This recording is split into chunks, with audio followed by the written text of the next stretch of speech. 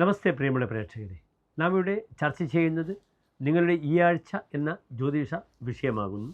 നിങ്ങളുടെ ഈ ആഴ്ചയിൽ നാം ചർച്ച ചെയ്യുന്നത് 1200 ഇടവം 18 മുതൽ 24 തീയതി വരെയുള്ള ഞായറാഴ്ച മുതൽ ശനിയാഴ്ച വരെയുള്ള, അതായത് 2025 ജൂൺ 1 മുതൽ 7 തീയതി വരെയുള്ള ഒരു വാരക്കാലത്തെ ശുഭാശുഭ ഫലങ്ങളാണ്.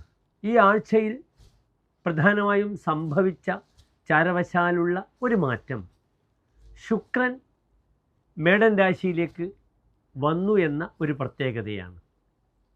വ്യാഴം മിഥുന രാശിയിലേക്ക് പ്രവേശിച്ചു, രാഹു കുംഭത്തിലേക്ക് വന്നു. ഈ ആഴ്ചയിലുള്ള ഒരു പ്രധാന പ്രത്യേകത ശുക്രൻ്റെ രാശി മാറ്റമാണ്.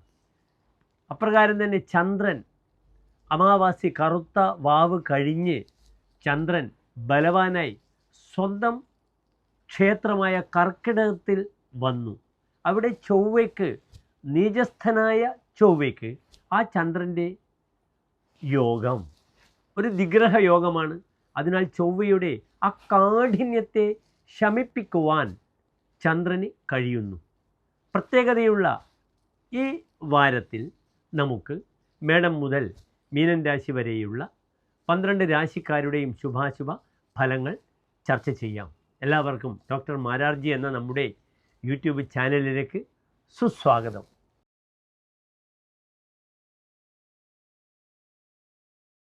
ഇവിടെ ഇടവൻ രാശി എന്നാൽ നിങ്ങൾക്കറിയാം.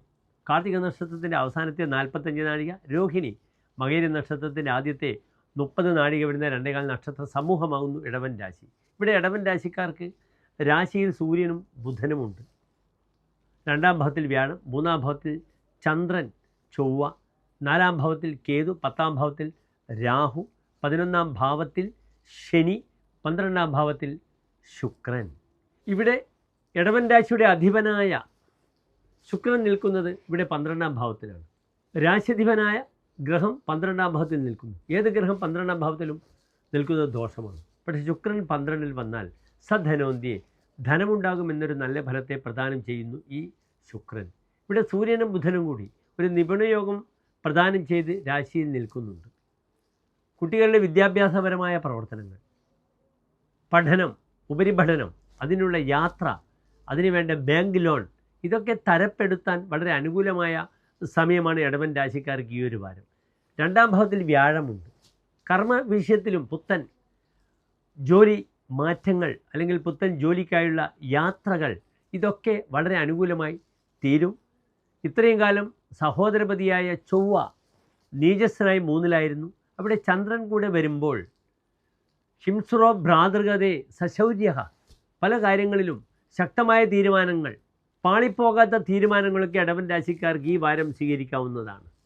അവിടെ ഒരു ലക്ഷ്മി യോഗമുണ്ട്. ഈ വാരം ശ്രദ്ധിക്കേണ്ടുന്നൊരു വിഷയം, സൗഹൃദങ്ങളിൽ ബുദ്ധിമുട്ടുകൾ വരാം. സ്നേഹത്തിലൂടെ ദുഃഖങ്ങൾ അനുഭവിക്കുമെന്നൊരു ഫലമുണ്ട്. ശുചസ്നേഹത, സ്നേഹത്തിലൂടെ ദുഃഖം വരുന്ന ഗ്രഹമാകുന്നു ശുക്രൻ. അപ്രകാരം തന്നെ ശാരീരികമായി ഡയബറ്റിക്സ് കൊണ്ട് ബുദ്ധിമുട്ടുന്ന രോഗികൾക്കൊക്കെ തന്നെ ശാരീരിക ക്ലേശങ്ങൾ വരുന്ന വാരമാകുന്നു. മൂത്രാശയ സംബന്ധമായ വിഷയമായാലും കിഡ്നി സംബന്ധമായ ബുദ്ധിമുട്ടുകളായാലും ശാരീരിക വിഷയങ്ങളിൽ വളരെയധികം ജാഗ്രത പാലിക്കുക. കർമ്മമേഖലയിൽ തടസ്സങ്ങളൊന്നുമില്ല. 10-ാം ഭാവത്തിൽ രാഹുവുണ്ട്. അന്യമതസ്ഥരായ വ്യക്തികളെ കൊണ്ട് തനിക്ക് കർമ്മമേഖലയിൽ ചില തടസ്സങ്ങളും ബുദ്ധിമുട്ടുകളും ഉണ്ടാകാം.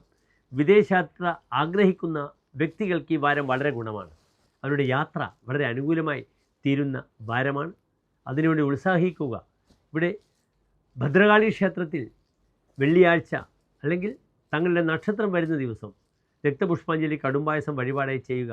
വെള്ളിയാഴ്ച ഗണപതിക്ക് ഒരു നാളികേരം ഉടയ്ക്കണം. അപ്പോൾ പ്രധാനപ്പെട്ട ദോഷങ്ങളൊക്കെ തന്നെ മാറിക്കിട്ടാൻ ഈ 12-ാം ഭാവത്തിൽ നിൽക്കുന്ന രാശിധിപനായ ശുക്രൻ സഹായിക്കുന്നതാണ്. എല്ലാ പ്രിയപ്പെട്ട ഇടവൻ രാശിക്കാർക്കും ഒരു ശോഭനമായ നല്ലൊരു വാരത്തെ പ്രാർത്ഥിക്കുന്നു. നന്ദി, നമസ്കാരം.